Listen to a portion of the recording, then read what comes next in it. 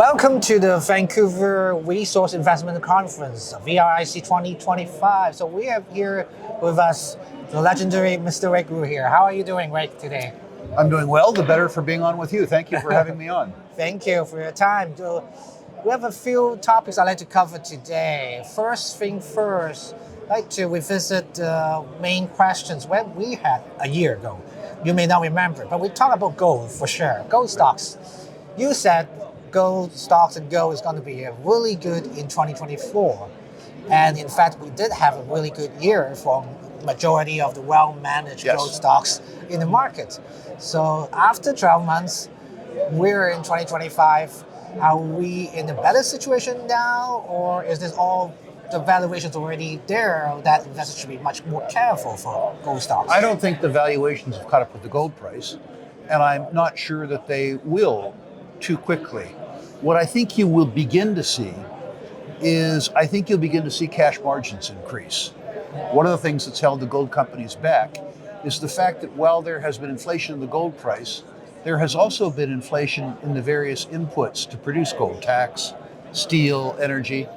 You're just starting to see now in the last 6 months, the better managed gold companies begin to have product sales prices substantially in excess of their all-in sustaining costs. So for companies like Alamos Gold, Lundin Gold, Agnico Eagle, they didn't merely beat quarterly estimates, they smashed them.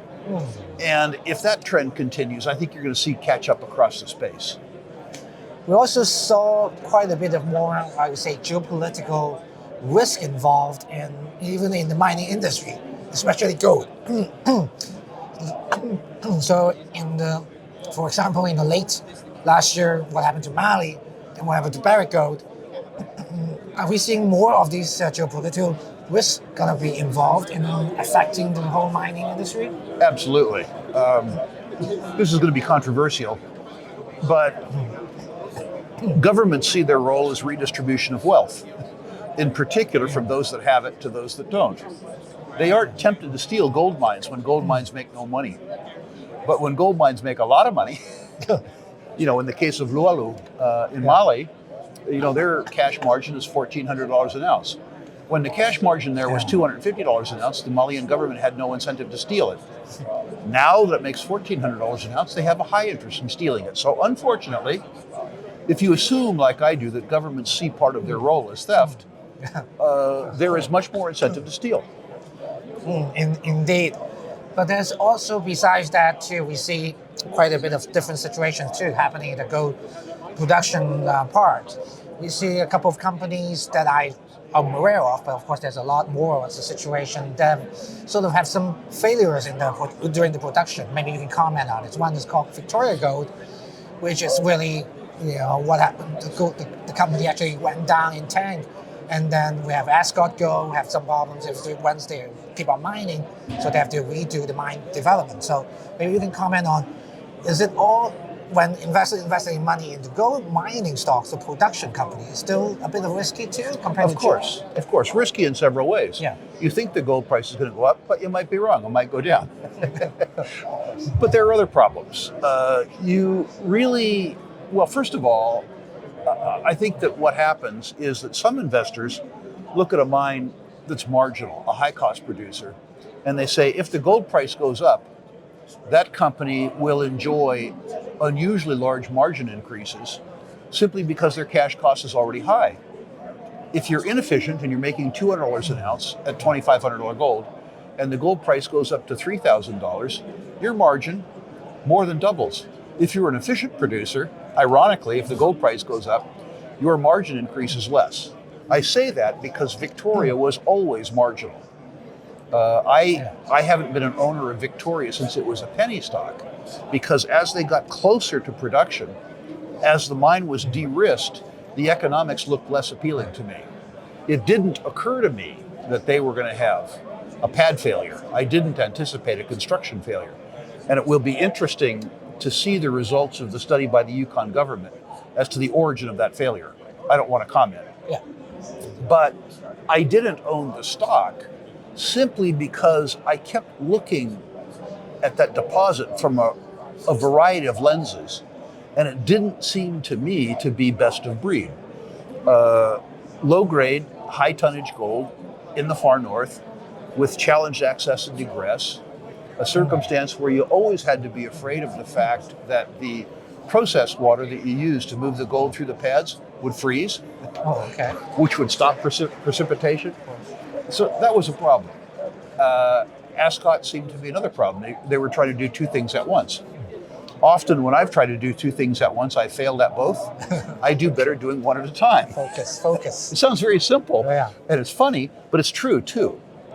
Let's talk about more on the other metals too, besides just talk about gold.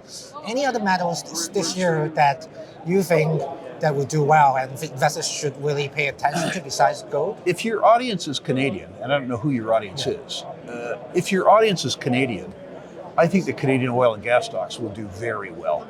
The belief is that Mr. Trump is going to introduce tariffs on Canadian oil. And I think that's wrong. I don't think he'll do it.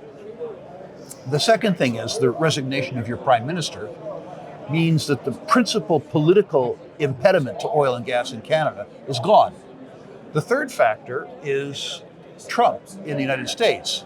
What I think that Trump will do is make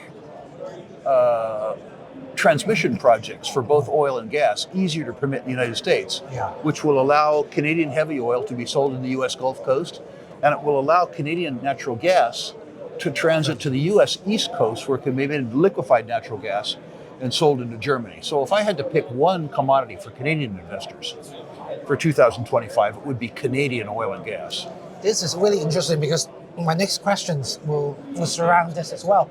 Because I saw you commenting on social media various sources about our Canadian leaders from time to time.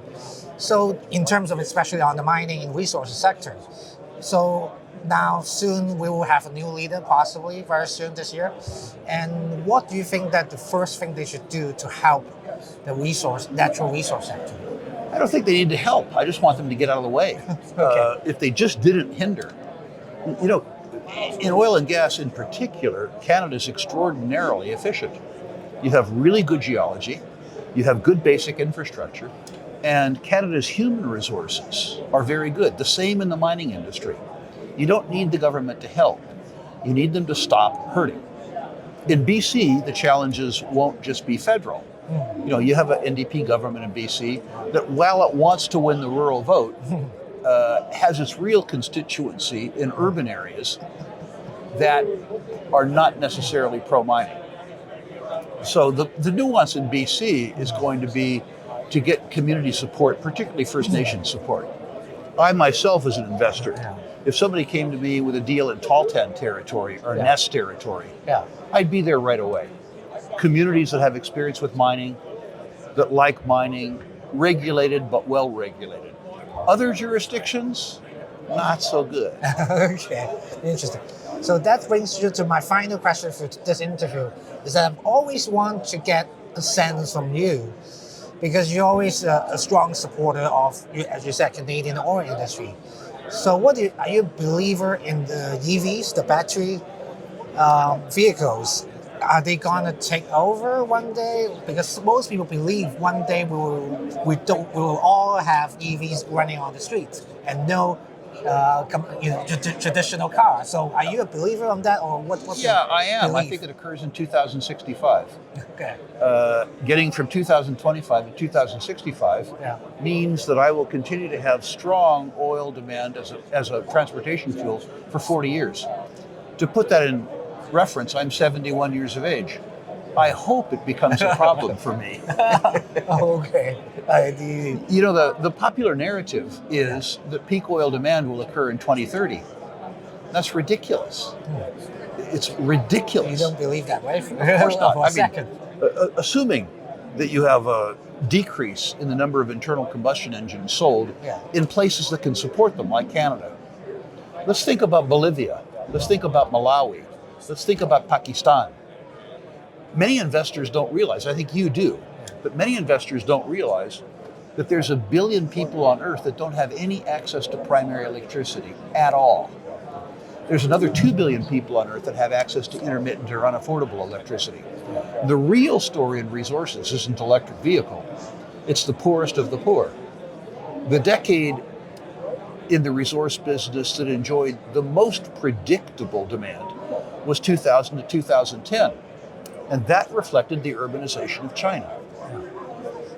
550 million people that went from abject rural poverty to middle-class existence. That has to happen around the world.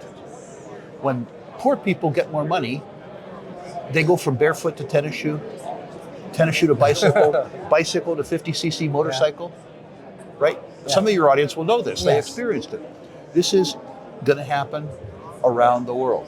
When poor people get more money, the things that make their life better are material.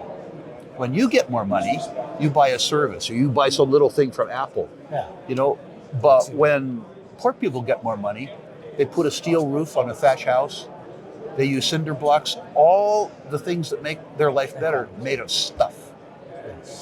Thank you for your insights. Indeed, I never thought about on that side of the world, but indeed, I'm believable. Ultimately, it will be a hybrid or a mix of between the two. But anyway, thank you for your time. Indeed, for today, sharing your insights with us. Thank you. Thank you.